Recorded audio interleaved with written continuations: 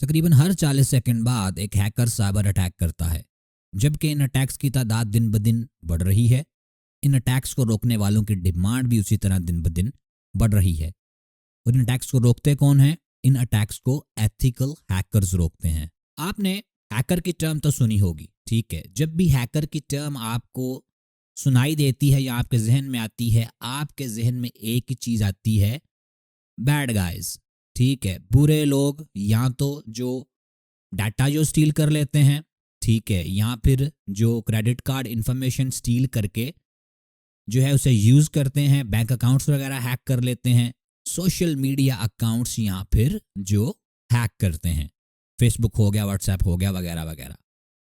लेकिन इसके साथ एक और भी टर्म है एथिकल की, ठीक है। हैकर की टर्म तो है, लेकिन इसके साथ एथिकल की भी टर्म है। एथिकल का मतलब होता है वो इंसान जो कि ट्रूथफुल हो, सच बोलता हो, ऑनेस्ट हो, ठीक है। ये सोसाइटी का बुरा नहीं चाहता, ये सोसाइटी का अच्छा ही चाहता है।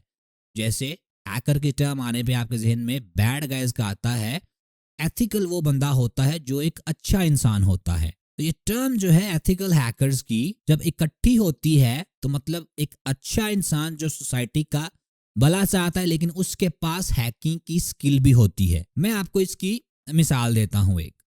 फॉर एग्जाम्पल, आपके पास एक फोन है, ठीक है, आपके पास फोन है, उस फोन में आपका डाटा वगैरह है, ठीक है, आपकी इंफॉर्मेशन है, पिक्चर्स वगैरह हैं।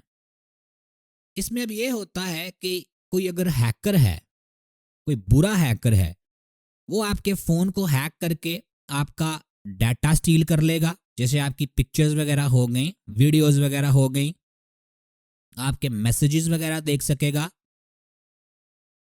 अगर आपके मोबाइल में कोई अकाउंट्स हैं, जैसे कि बैंक अकाउंट्स, मोबाइल वॉलेट्स हैं, इजी पैसा वगैरह, उसकी भी एक्सेस वो ले सकता है। मतलब कि ये जो हैकर होगा वो आपके मोबाइल को हैक करके आपके वैल्यूएबल डाटा तक जो है उसकी रसाई पहुंच जाएगी। इसमें यह होगा कि आपको नॉलेज नहीं होगा, ठीक है। स्टार्टिंग में जब आप हैक हुए होंगे तो आपको इसका नॉलेज नहीं होगा और आपने परमिशन भी नहीं दी होगी उस बंदे को जिसने आपका डाटा वगैरह हैक किया है। मतलब no permission and no knowledge. लेकिन एक और सिनेरियो देखते हैं। आपके पास फोन है, ठीक है, आपके पास फोन है, उसमें आपका डाटा वगैरह है, ठीक है, मैसेजेस वगैरह हैं। आपको अभी उसका पासवर्ड भूल गए, ठीक है, आपको आपने जो पिन लगाया हुआ है या पासवर्ड लगाया हुआ है वो आपको भूल गया है।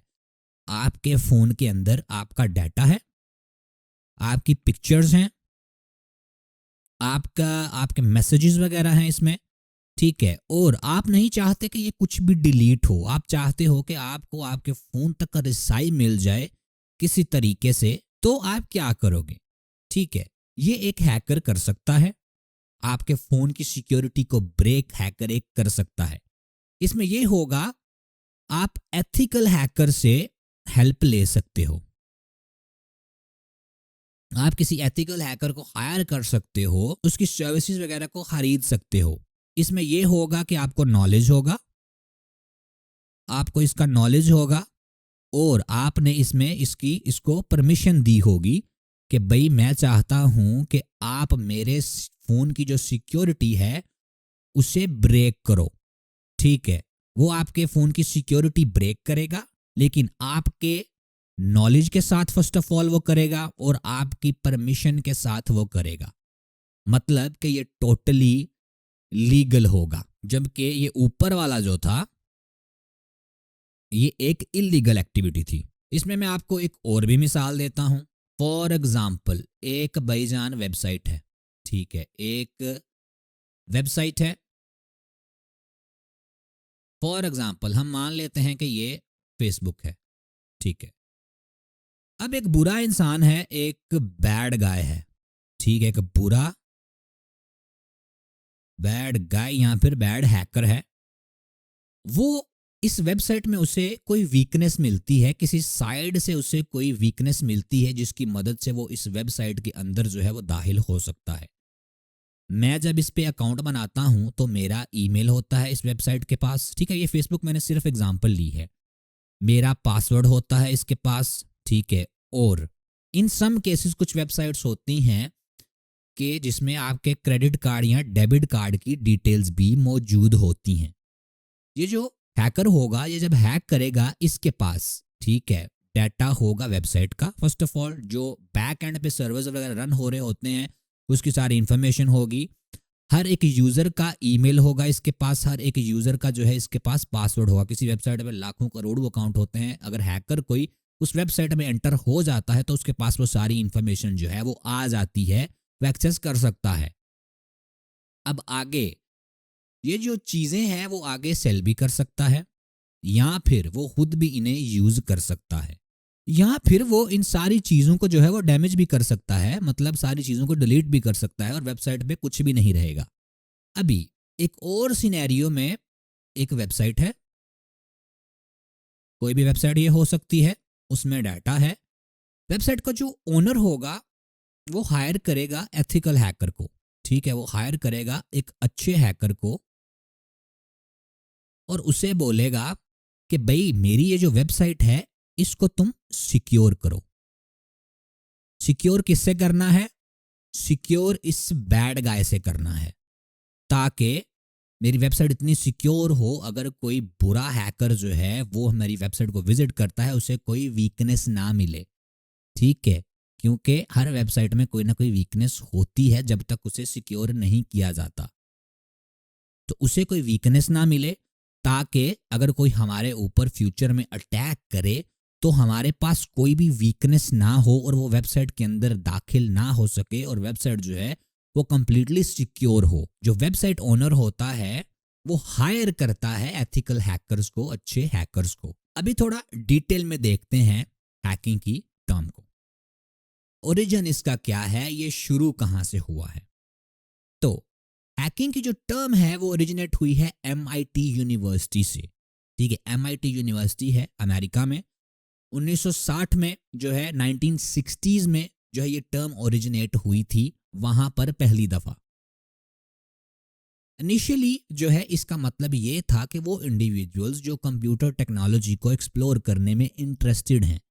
आप अगर कंप्यूटर को यूज़ करते हैं, मे बी आप यूट्यूब देखते हो, मे बी आप कोई मूवी देख लेते हो या थोड़ा बहुत काम कर लेते होंगे, ठीक है, लेकिन ये वो लोग थे जो कंप्यूटर टेक्नोलॉजी को एक्सप्लोर कर रहे थे, ये सॉफ्टवेयर को इम्प्रूव करना चाहते थे। ये देख रहे थे कि भाई सॉफ्टवेयर में लूप होल्स कहाँ पर हैं, ठीक है, कहाँ पर ये सॉफ्टवेयर वीक है, इसे कैसे इम्प्रूव किया जा सकता है।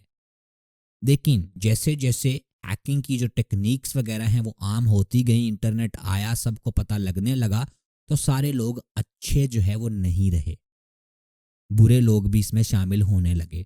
बुरे लोगों के पास भी इसका नॉलेज आने लगा हैकिंग का और वो गलत काम करने लगे। इसीलिए हैकिंग की जो अब टर्म यूज होती है वो नेगेटिव वे में ली जाती है। आज हैकर्स जो हैं वो ब्रॉडली कैटेगराइज हैं दो कैटेगरीज में, एथिकल हैकर्स और black hat hackers. Ethical hackers को व्हाइट हैट हैकर्स भी बोला जाता है।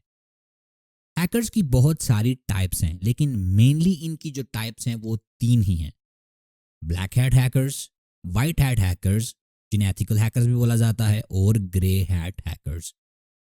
ब्लैक हैट हैकर्स कौन से होते हैं ये देखते हैं। ब्लैक हैट हैकर्स जो होते हैं ये अनऑथोराइज्ड एक्सेस लेने में इंटरेस्टेड होते हैं, ठीक है, अनऑथोराइज्ड एक्सेस। अब इसका क्या मतलब है? अनऑथोराइज्ड एक्सेस का मतलब है कि जिसमें परमिशन ना हो यूजर की, ठीक है, जिसमें यूजर की परमिशन ना हो। अगर मेरा फोन है तो मेरी परमिशन के बगैर अगर कोई हैकर उसमें आता है तो वो अनऑथोराइज्ड एक्सेस होगी, वो ऑथोराइज्ड एक्सेस नहीं होगी।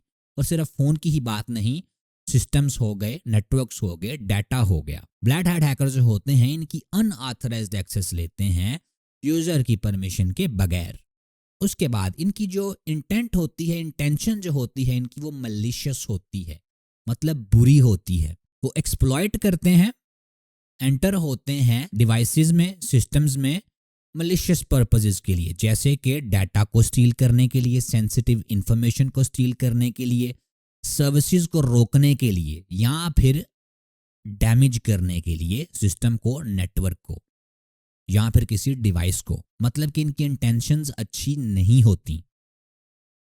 उसके बाद ये इलीगल एक्टिविटीज करते हैं, इनकी जो एक्टिविटीज़ होती हैं वो पर्सनल गेन के लिए होती हैं, चाहे इन्हें पैसे चाहिए होते हैं या ये केओस कॉज करते हैं। फॉर एग्जांपल अगले बंदे को डिस्टर्ब करने के लिए उसकी सर्विसेज वगैरह को डाउन कर देते हैं, रिमूव कर देते हैं, डैमेज कर देते हैं।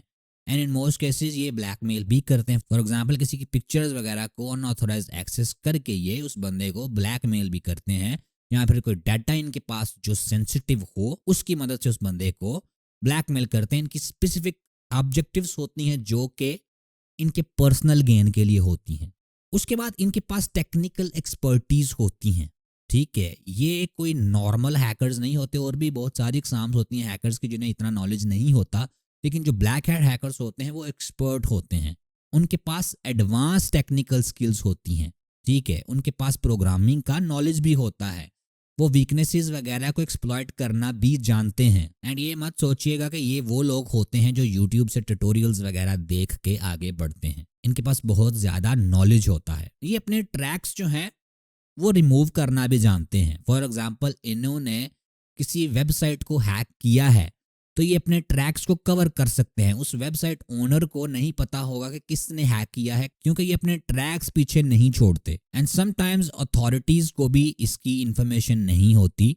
अगर कोई इन्हें ट्रैक करने की कोशिश करता है तो ये ट्रैक नहीं होते। ज़्यादातर ब्लैक हैट हैकर जो हैं वो हो जाते हैं ट्रैक, क्योंकि जो एक चोर होता है वो पीछे कुछ ना कुछ ऐसा छोड़ देता है जिसकी मदद से उस तक पहुंचा जा सकता है।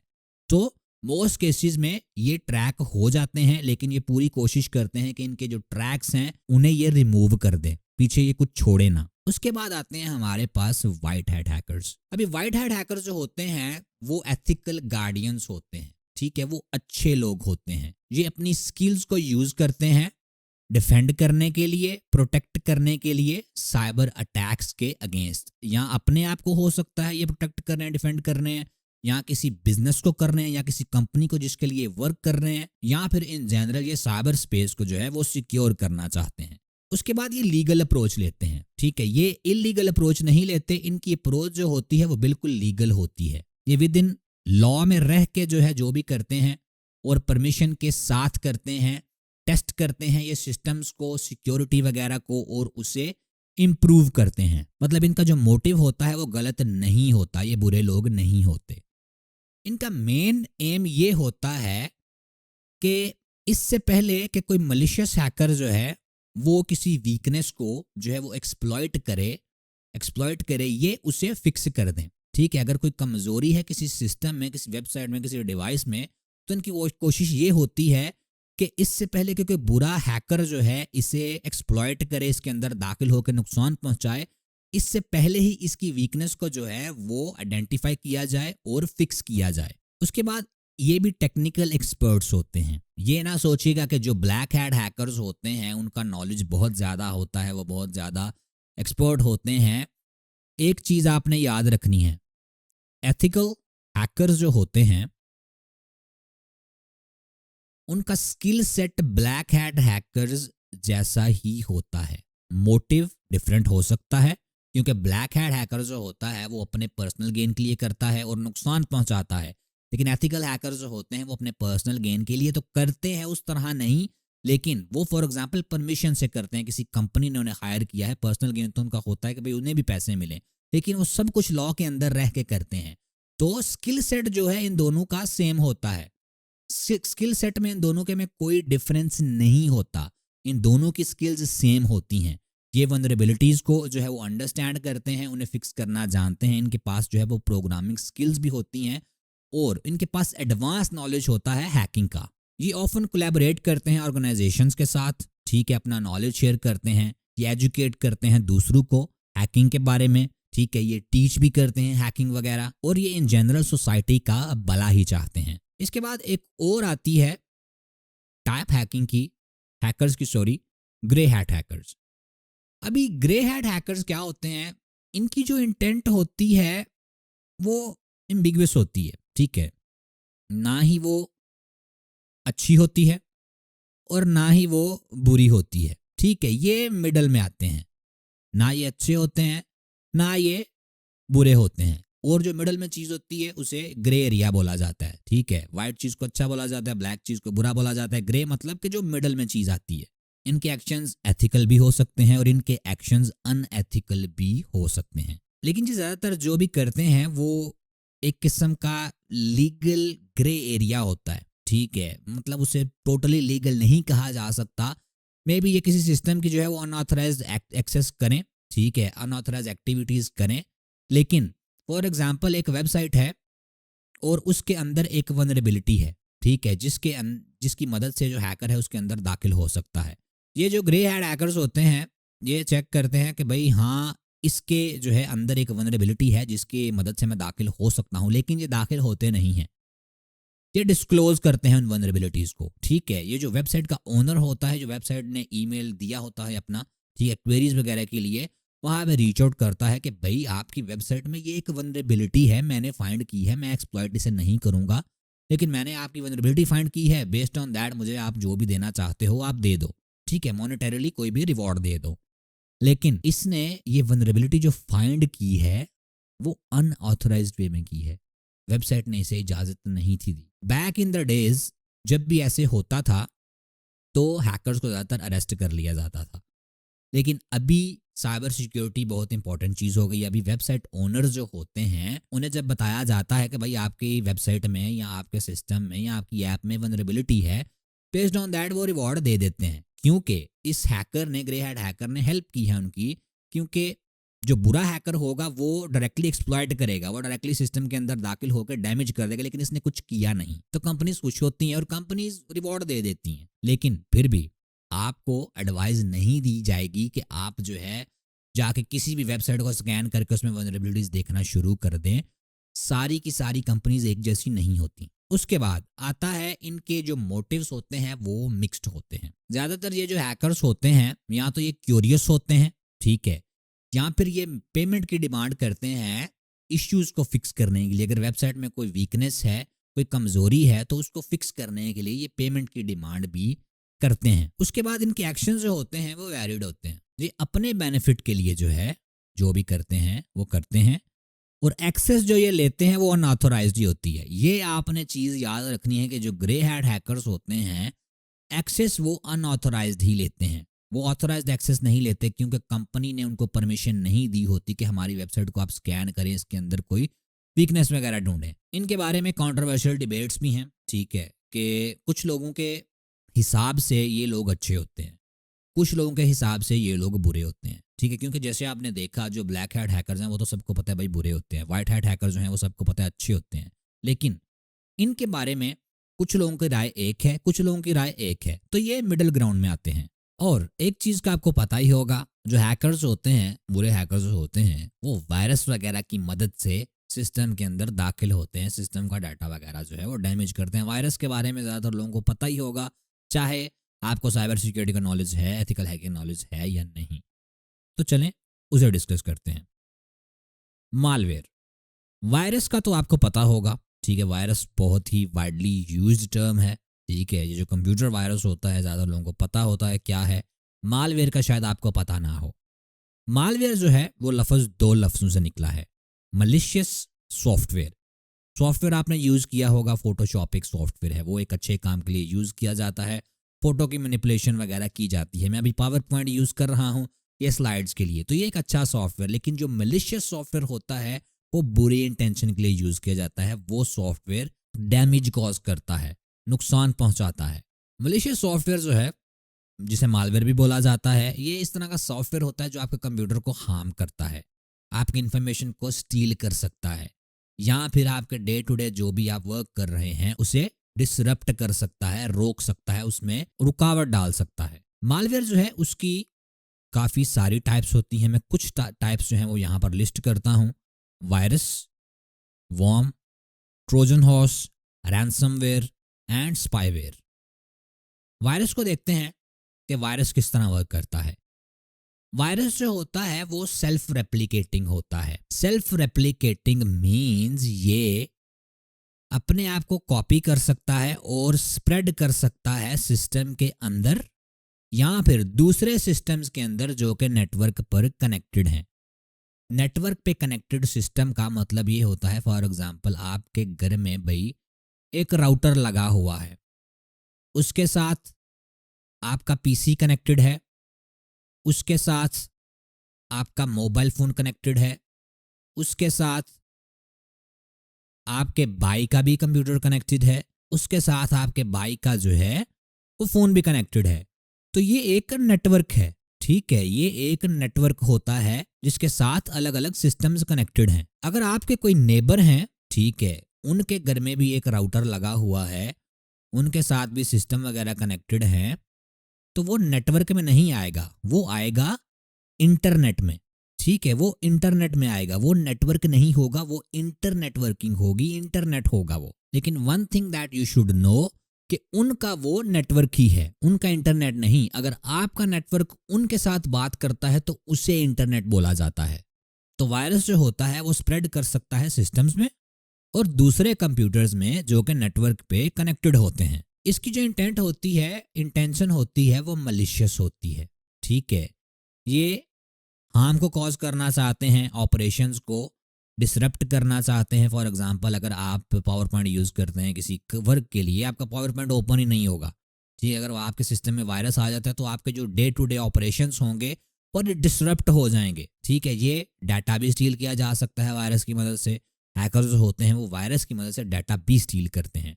ये अनऑथराइज्ड एक्सेस लेने के लिए भी यूज़ होता है, यूज़र की या विक्टिम की। उसके बाद इसके स्प्रेड मैकेनिज्म जो होता है वो इस तरह होता है कि ये इन्फेक्टेड फाइल्स के थ्रू जो है वो स्प्रेड होता है। फॉर एग्जांपल, आपके पास एक फोल्डर है, उसमें एक फाइल है, ठीक है, उसमें एक और भी फाइल है और एक और 4 फाइल्स हैं। ठीक है, ये वाली जो फाइल है इसके साथ वायरस है। अगर आप इस फाइल को ओपन करते हो तो चांसेस है कि ये वाली फाइल इनको भी जो है वो इन्फेक्ट कर दे, इनके साथ भी जो वायरस है वो आ जाए। और ये जो फाइल्स हैं वो कहाँ पर हैं? ठीक है, ये एक फोल्डर सा बना हुआ है, एक और फोल्डर है, एक और फोल्डर है, क्योंकि ये जो फोल्डर्स हैं ये अलग एक डायरेक्टरी में, फॉर एग्जांपल आपकी डी ड्राइव में हो सकता है या फिर आपकी सी ड्राइव में ये फोल्डर हो सकते हैं। अगर इस फोल्डर में ये 3 फाइल्स हैं, ठीक है, 4 फाइल्स हैं, के साथ वायरस आप ओपन करते हैं, वो इनको इफेक्ट कर सकता है। मतलब कि ये जो फोल्डर होगा इन्फेक्ट हो जाएगा। और ये फोल्डर, इस डायरेक्टरी में और भी फोल्डर्स हैं, तो ये फोल्डर्स भी इन्फेक्ट हो सकते हैं इसकी मदद से। ये ईमेल्स के थ्रू भी जो है वो स्प्रेड होता है। ठीक है, फॉर एग्जांपल आपको एक ईमेल आया है, उसमें ये है कि एक पीडीएफ है, इनवॉइस आई है, आप उसे ओपन करते हो तो फिर भी आपका सिस्टम जो है वो इन्फेक्ट हो सकता है। आपको शायद ये पता हो कि नॉलेज हो आपको कि फाइल वगैरह ओपन नहीं करनी, लेकिन ये जो हैकर्स होते हैं इतने बेवकूफ़ नहीं होते। ठीक है, हैकर्स जो होते हैं वो दिमाग से काम लेते हैं। वो आपको शायद इस तरह का ईमेल भेजें कि भाई आपने ये चीज़ ऑर्डर की थी, ये आपको इनवॉइस जो है वो भेजी गई है, आपके पैसे जो है वो काटे जा रहे हैं, आप अपनी इनवॉइस चेक कर लो, आप देख लो आपने क्या चीज़ ली है।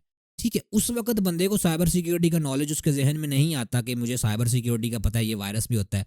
बंदा देखता है कि अच्छा यार मैंने क्या चीज़ ली थी, ठीक है, मैं देखता हूँ इनवॉइस देखता हूँ मैंने क्या चीज़ ली है। लेकिन वो जो पीडीएफ होती है, वो जो फाइल होती है, जब आप ओपन करते हो तो आपका सिस्टम जो होता है वो वायरस के साथ इन्फेक्ट हो जाता है। उसके बाद वायरस की डिफरेंट टाइप्स होती हैं। ठीक है, जैसे आपको फाइल्स के बारे में बताया, ये फाइल्स को भी टारगेट कर सकता है, ये बूट सेक्टर्स को भी टारगेट कर सकता है, ये डॉक्यूमेंट्स को भी टारगेट कर सकता है। बूट सेक्टर जो होता है वो नॉर्मल फाइल से डिफरेंट होता है। फॉर एग्जांपल, आपकी जो नॉर्मल फाइल्स होती हैं वो आपके विंडोज़ के ऑपरेटिंग, जो भी आपको सिस्टम यूज़ कर रहे हैं, ठीक है, विंडोज़ के ऑपरेटिंग सिस्टम में होती हैं।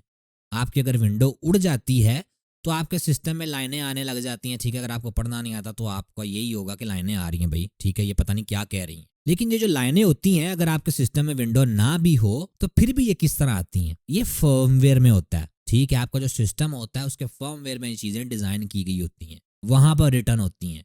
तो बूट सेक्टर जो होता है, विंडो में बूट करवाने के लिए जो चीज़ें यूज़ होती हैं, जो मैकेनिज्म बैक एंड पे यूज़ होता है, वो बूट सेक्टर एक किस्म का होता है। तो वायरस जो है ज़रूरी नहीं कि आपकी विंडोज़ में हो, ठीक है, ये भी हो सकता है कि आपके बूट सेक्टर में वायरस आ गया हो, क्योंकि नॉर्मल जो वायरस होगा अगर आप विंडो न्यू करेंगे तो वो तो रिमूव हो जाएगा। ठीक है, लेकिन बूट सेक्टर वाला वायरस जो होता है वो इस तरह रिमूव नहीं होता। तो इसकी अलग अलग टाइप्स होती हैं वायरस की। वायरस को प्रिवेंट करने के लिए आप जो है वो एंटीवायरस भी यूज़ कर सकते हो। मैं जो एंटीवायरस आपको रेकमेंड करूँगा वो है बिट डिफेंडर।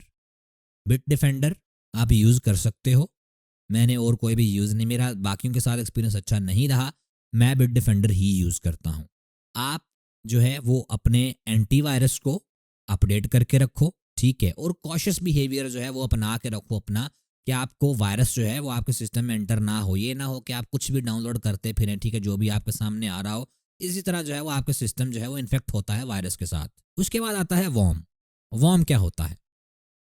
वॉर्म जो होता है वो इंडिपेंडेंटली स्प्रेड होता है नेटवर्क पे, डिवाइसेस पे। इसे वायरस की तरह जो है वो ज़्यादातर इंटरेक्शन नहीं चाहिए होती, ये इंडिपेंडेंट होता है। वायरस में तो ज़्यादातर ये होता है कि आपने फाइल ओपन की है, उस फोल्डर के अंदर अगर और कोई फाइल है तो तब जाके वो होगा, उन्हें इन्फेक्ट करेगा। वॉर्म जो है वो इंडिपेंडेंटली स्प्रेड करता है नेटवर्क के क्रॉस। अगर आपके सिस्टम में वॉर्म आ गया तो हो सकता है विद इन फ्यू मिनट्स वो दूसरे नेटवर्क पे जो सिस्टम्स कनेक्टेड हैं उनमें भी फैल जाए। और सिर्फ वहीं पर नहीं, ये इंटरनेट पे भी फैल सकता है, लोकल एरिया नेटवर्क के बाहर भी ये फैल सकता है। इसमें कोई भी यूजर इंटरेक्शन जो है वो एक्शन जो है वो रिक्वायर्ड नहीं होता। जरूरी नहीं है कि आपने कोई फाइल ओपन की है, आपने कोई प्रोग्राम ओपन किया है तब जाके ये आपके सिस्टम को इन्फेक्ट करेगा। ये विदाउट ह्यूमन इंटरेक्शन फैलता है। उसके बाद ये रैपिड स्प्रेड करता है। ये नमरस डिवाइसेस को, मतलब ज्यादा जितने भी डिवाइसेस ये इन्फेक्ट कर सकता है, ये क्विकली कर देता है। There was a case back in the day जब एक वॉर्म आया था और उसने लाखों करोड़ों सिस्टम्स को जो है वो इन्फेक्ट कर दिया था विद इन 24 आवर्स। तो ये इंटरनेट पे भी फैल सकता है, ये रैपिडली फैलता है। उसके बाद ये मलिशियस एक्टिविटीज के लिए यूज होता है, ठीक है। ये नेटवर्क को बहुत ज़्यादा स्लो कर सकता है, ये डाटा को स्टील करने के लिए भी यूज होता है और सिस्टम को डिसरप्ट करने के लिए भी ये यूज होता है। डिसरप्ट मतलब हलर डालना। उसके बाद इसके प्रिवेंशन के लिए आपको फायरवॉल्स जो है वो यूज करने होंगे, ठीक है। सारे एंटीवायरस में फायरवॉल नहीं मौजूद होता, ठीक है। सारे जो एंटीवायरस होते हैं उसमें फायरवॉल वाली जो फैसिलिटी होती है वो मौजूद नहीं होती। तो आप वो देखें जिसमें फायरवॉल वाली फैसिलिटी जो है वो मौजूद है। बिट डिफेंडर टोटल सिक्योरिटी में फायरवॉल भी मौजूद है। अपने सिस्टम्स को जो है वो अपडेट करके रखें और एक एंटीवायरस जो है वो भी यूज करें वॉर्म को प्रिवेंट करने के लिए। उसके बाद आता है ट्रोजन हॉर्स। ये एक डिसेप्टिव सॉफ्टवेयर होता है, ठीक है। मतलब फॉर एग्जाम्पल आपका सिस्टम थोड़ा स्लो है, आप इंटरनेट पे जाते हो और सर्च करते हो how to make my system fast, ठीक है। ज़्यादातर लोग ऐसे ही करते हैं, उनके पास कुछ वेब पेजेस आते हैं, ठीक है, वो उसमें से एक कोई वेब पेज है वो देखते हैं, उसे ओपन करते हैं, उस पर एक सॉफ्टवेयर होता है इंक्रीज रैम, ठीक है, या इंक्रीज स्पीड वगैरह, ठीक है, इस तरह के सॉफ्टवेयर मौजूद होते हैं, ठीक है। आप वो सॉफ्टवेयर डाउनलोड करते हो, आप देखते हो कि यार मेरी रैम इतनी इंक्रीज हो जाएगी, ठीक है, मैं रैम को इंक्रीज करके अपने सिस्टम को फास्ट कर लूंगा। आपको लग रहा होता है कि ये जो सॉफ्टवेयर है ये मेरे लिए बहुत यूजफुल है, ठीक है, मेरा इससे मतलब सिस्टम फास्ट हो जाएगा। आप उसे डाउनलोड करते हो और आप उसे एक्सिक्यूट करते हो, लेकिन आपको नहीं पता होता कि वो एक यूजफुल सॉफ्टवेयर नहीं बल्कि एक मालवेयर है, ट्रोजन हॉर्स है। क्योंकि ये लगेगा आपको लेजिटिमेट। ट्रोजन हॉर्स का मतलब ये है कि ये ट्रोजन अपने आप को डिस्गाइज कर लेता है इस तरह का, ये बहुत यूजफुल प्रोग्राम है, ये लेजिटिमेट सॉफ्टवेयर है, लेकिन जब आप उसे डाउनलोड करके एक्सिक्यूट करते हो तो वो ट्रोजन हॉर्स होता है, वायरस होता है। इन मोस्ट केसेस आपको पता भी नहीं होता, जब आप उसे चला रहे होते हो तब भी आपको नहीं पता होता कि ये ट्रोजन हॉर्स है। जब आप उसे इंस्टॉल वगैरह कर लेते हो अक्सर केसेस में तब भी लोगों को नहीं पता होता ये ट्रोजन हॉर्स है। लेकिन वो बैक मतलब के बैक में पीछे कुछ ऐसे कर रहा होता है आपके सिस्टम में, आपका डाटा वगैरह सील कर लेता है, स्लो कर देता है, आपको नहीं पता होता, आपको लग रहा होता है कि मेरी रैम इंक्रीज हो जाएगी, लेकिन वो आपके सिस्टम को डैमेज कर देता है।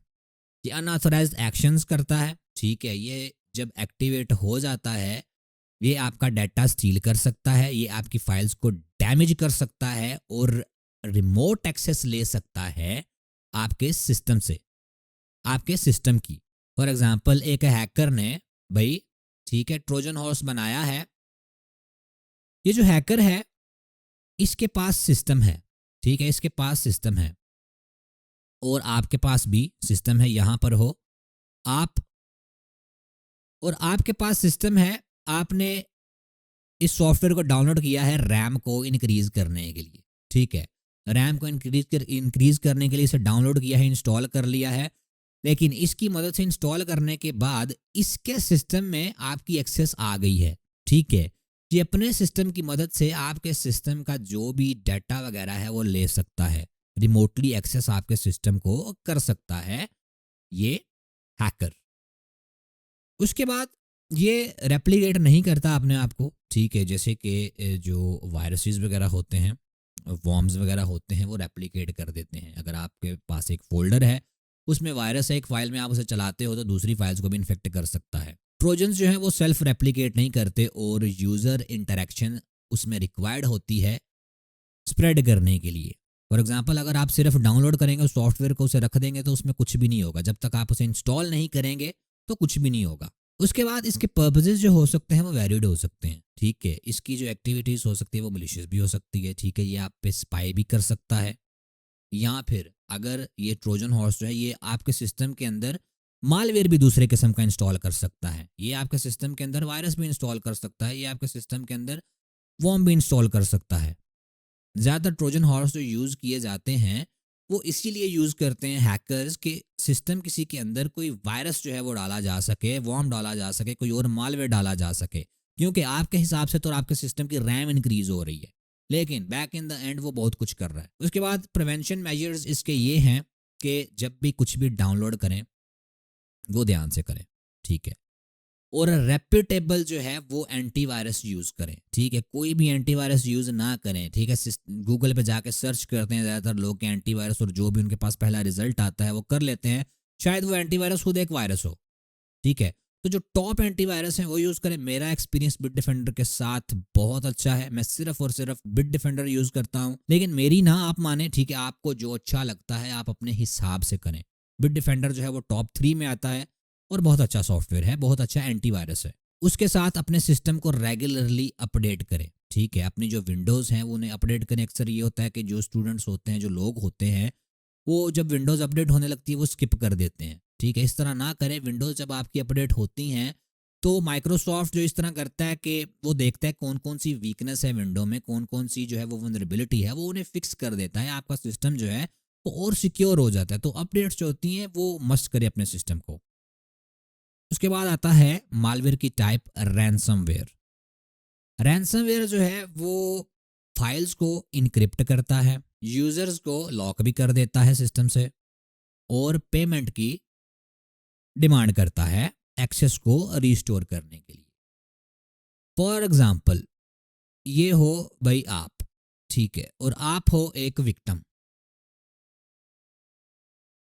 आप विक्टिम हो, आपके पास है सिस्टम, आपके पास है कंप्यूटर, आपका बहुत ही जो है ना वो यूजफुल डाटा है सी ड्राइव में पड़ा हुआ। ठीक है, आपकी बैंक डिटेल्स हैं, आपकी पिक्चर्स हैं, आपका वैल्यूएबल डाटा है। रैंसमवेयर जो होगा जब वो एक्टिवेट होगा आपके सिस्टम के अंदर, तो वो सारी की सारी जो चीज़ें होंगी वो लॉक हो जाएंगी। ठीक है, ये मैंने लॉक बनाया अपनी तरफ से, 8 बन गए, इग्नोर दैट। ठीक है, वो सारी की सारी चीज़ें जो होंगी आपकी वो लॉक हो जाएंगी। इसकी एक की होगी। ठीक है, ये चीज़ें जो होगी ये इनक्रिप्ट हो जाएंगी। ठीक है, इनक्रिप्ट हो जाएगी। जब कोई चीज़ इनक्रिप्ट होती है वो की के बगैर आप उसे नहीं देख सकते हो, की के बगैर आप उसे एक्सेस नहीं कर सकते हो, नो मैटर व्हाट।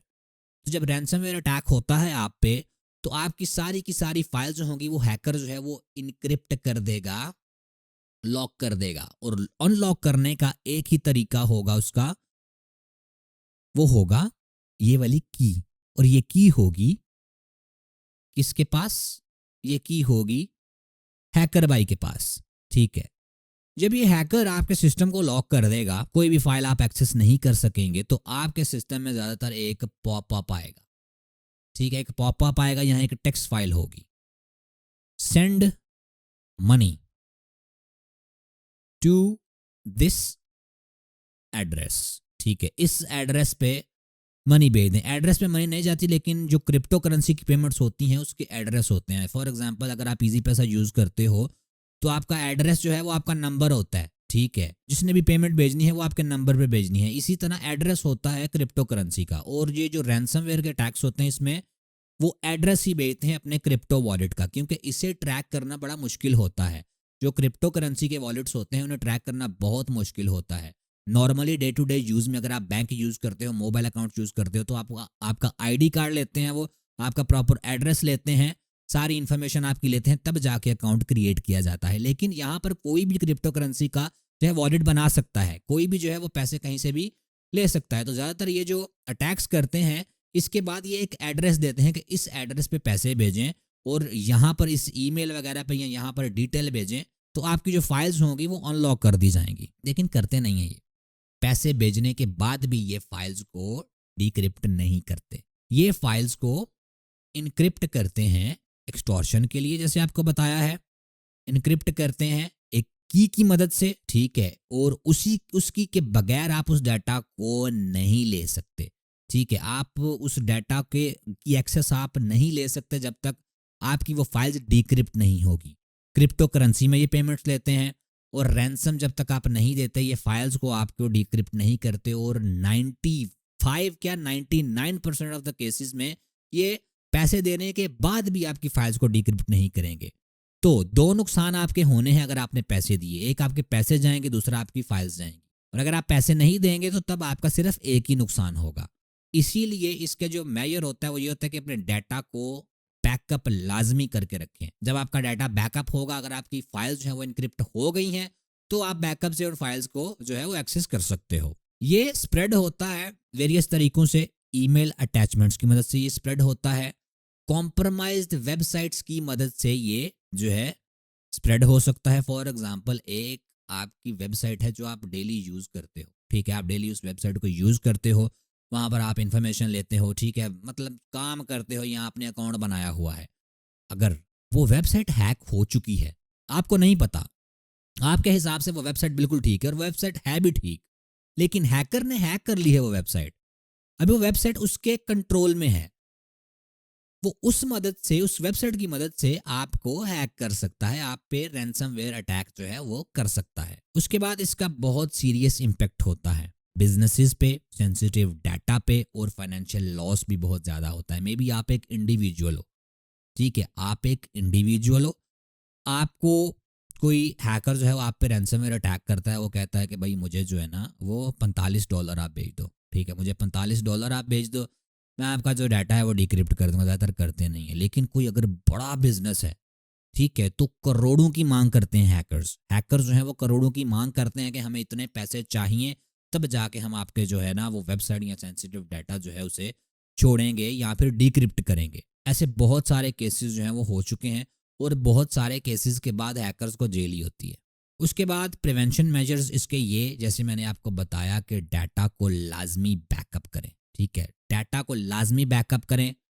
चाहे आप साइबर सिक्योरिटी के सबसे बड़े एक्सपर्ट हो अपने मोहल्ले में, अपनी सिटी में, अपनी कंट्री में, पूरी दुनिया में, फिर भी अपना जो डाटा है वो रेगुलरली बैकअप करें। क्योंकि जब रैंसमवेयर अटैक होगा आप पे, तो ज़्यादातर 99% चांसेस ये हैं कि आपका डाटा जो है वो लॉस्ट हो जाएगा, वो डाटा वापस आपका नहीं होगा। दूसरा, सिक्योरिटी सॉफ्टवेयर कोई अच्छा यूज़ करें, जैसे कि बिटडिफेंडर टोटल सिक्योरिटी। अपने सिस्टम को रेगुलरली अपडेट करें। और अगर आपकी कोई कंपनी है तो आप अपने यूज़र्स को, आप अपने जो आपके लिए लोग काम कर रहे हैं उनको साइबर सिक्योरिटी का नॉलेज दें, अपने यूजर्स को ट्रेन करें कि किस तरह इन अटैक से बचा जा सकता है। लेकिन आप उन्हें कैसे ट्रेन करेंगे जब आपको खुद नहीं पता होगा? तो पहले खुद ध्यान से जो है वो वेबसाइट्स वगैरह को विजिट करें, कुछ भी डाउनलोड ना करें जो भी आपके सामने आता है। उसके बाद बात आती है स्पाईवेयर की। स्पाईवेयर जो है वो यूज किया जाता है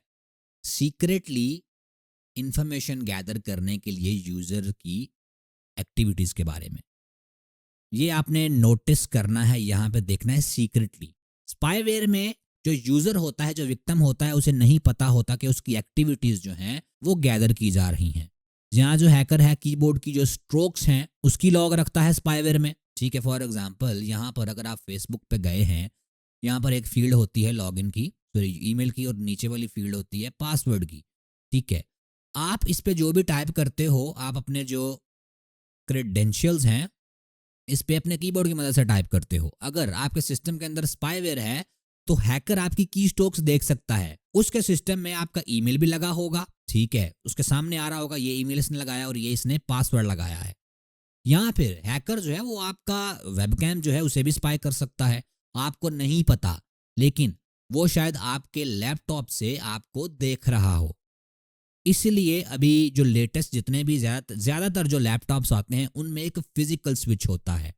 वो फिजिकल स्विच जब ऑफ करते हैं तो जो वेब कैम होता है उस पर करंट जाना बंद हो जाती है, ठीक है, वो वर्क नहीं करता जो भी हो जाए। उसके बाद ये जो इंस्टॉलेशन होती है इसकी, ठीक है, वो स्टेल्थी होती है। यूज़र को नहीं पता होता कि उसके सिस्टम में जो है वो मालवेयर इंस्टॉल हुआ है। ये फ्री सॉफ्टवेयर की मदद से ज़्यादातर होता है, ठीक है। आपको इंटरनेट पे जो फ्री सॉफ्टवेयर नज़र आते होंगे, जैसे हमने ट्रोजन हॉर्स के एग्जांपल में पढ़ा है कि अपनी रैम इंक्रीज करें, ये करें वो करें, और यूज़र जो है वो कुछ भी कर लेते हैं। ज़्यादातर ये उनके लिए भी आता है जो सर्च करते कोई paid software, for example paid software है फोटोशॉप।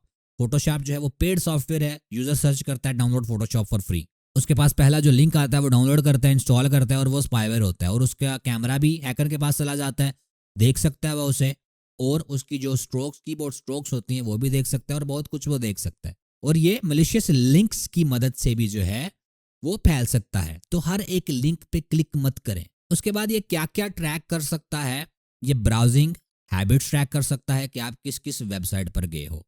ये की स्ट्रोक्स ट्रैक कर सकता है कि आप अपने सिस्टम पे जो है वो क्या क्या टाइप कर रहे हो। ये लॉग इन क्रेडेंशियल्स भी ट्रैक कर सकता है। लॉग इन क्रेडेंशियल्स आपका यूज़र नेम पासवर्ड होता है, ठीक है, किसी भी अगर वेबसाइट पे या कुछ भी आपका कहीं पर भी आपने लॉग इन करना होता है तो आपका यूज़र नेम पासवर्ड जो है वो क्रेडेंशियल होते हैं आपके।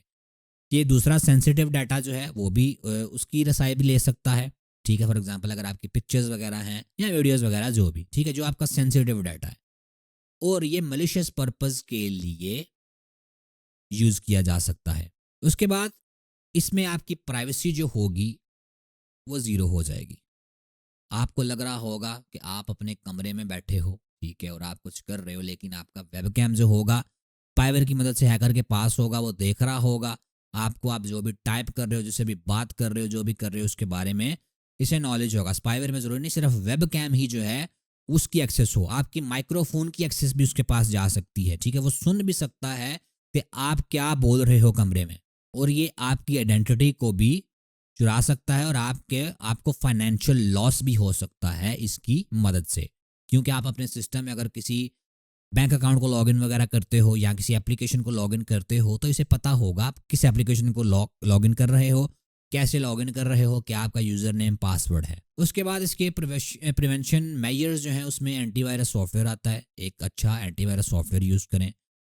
अनट्रस्टेड जो सोर्सेज हैं वहाँ से डाउनलोड करना बंद करें, ठीक है, सिर्फ ट्रस्टेड सोर्सेज से डाउनलोड करें, और अपने सिस्टम को जो है वो रेगुलरली स्कैन करें। हर हफ्ते या हर 14 दिन बाद अपने सिस्टम को रेगुलरली स्कैन करें।